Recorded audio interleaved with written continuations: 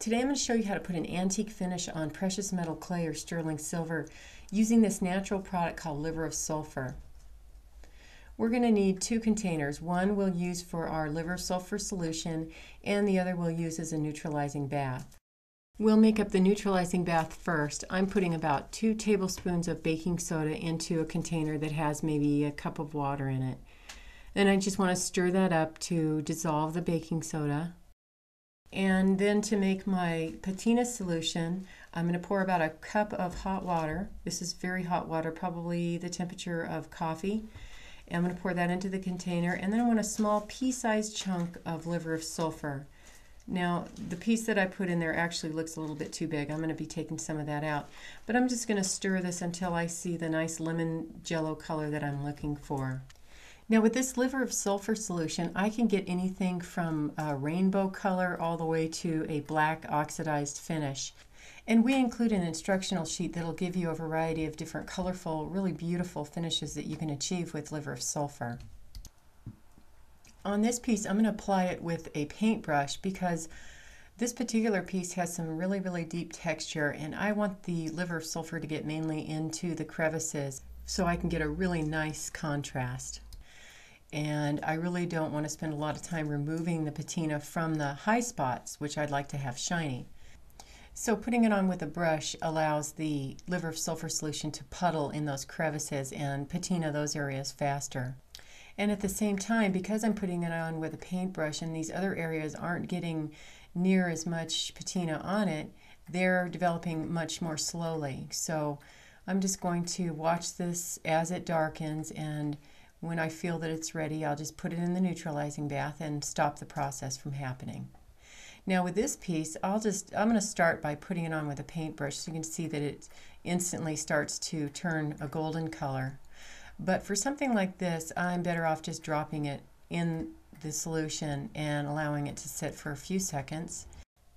And you can see now it's already gone fairly dark gold. Now these colors are going to continue. It starts a straw golden, it continues on through the rainbow.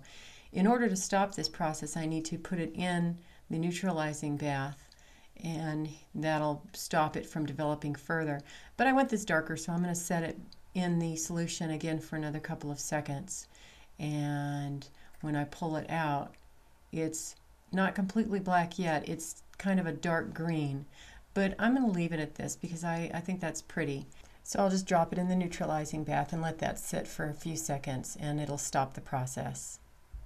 Now here's the result of what I've got. You can see on the back that I've got the beautiful color variation, and on the front it's got pretty much a solid green color. I'm pretty happy with that. So now what I'm going to do is I need to remove the patina from the places that I don't want it to be. I want to take the patina off the high spots so that the high spots are polished just like it would be naturally. So I'm using a 3M polishing paper. This is a 400 grit. This is a good grit to start with. And I'm just going to rub it over all the high spots. And I am paying attention to what I'm doing. I'm not just blindly rubbing on this. I'm looking at the result of where I'm rubbing, and I'm getting specific areas cleaned. All these high spots, I want to make sure that they're thoroughly cleaned so that it gives me a good detail on this pattern.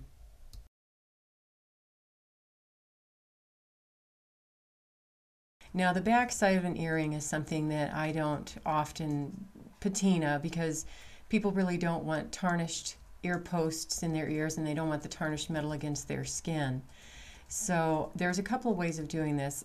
Here I'm using a 3M polishing paper. I like these papers because they're easy to use. They're just like a paper towel, but they've got the grit in it. I'm starting with a 400 grit, and just by hand I'm rubbing away the areas that I want to have polished instead of having the patina on them.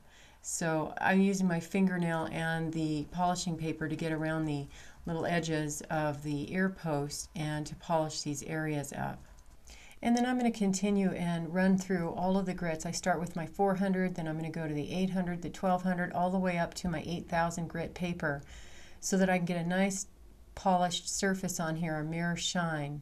Another way to clean up the areas that I want to have shiny is to use a rotary hand tool. This is a Fordham with a quick change handpiece. This is great. It doesn't need a chuck. You just pull it open Insert the tool and close it, and you're ready to go.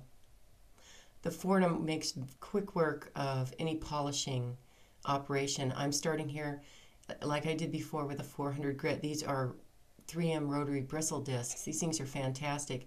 They get into every nook and cranny, and they can clean things up in a real hurry. And you can see what quick work this is making of cleaning this up. And I'm going to continue just like with the polishing papers, running through the grits from the coarsest all the way to the finest until I've got a nice mirror polish on the back side.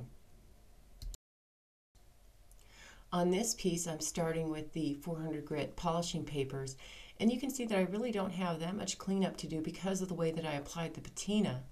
It puddled more in the recesses, which is right where I wanted it, and left my high spots fairly clean. There's a little haze on it, so I'm going to start with my 400 grit to get that off.